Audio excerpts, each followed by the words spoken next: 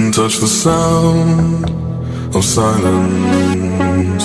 And in the naked light I saw 10,000 people maybe,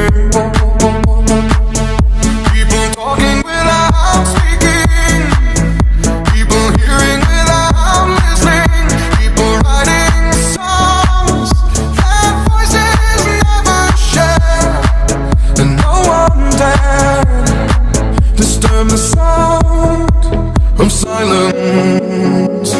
Fool said, you do not know. Silence like a cancer grows.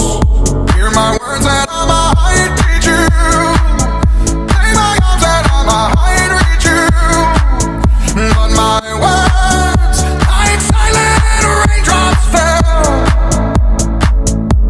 and echoed in the wells of silence.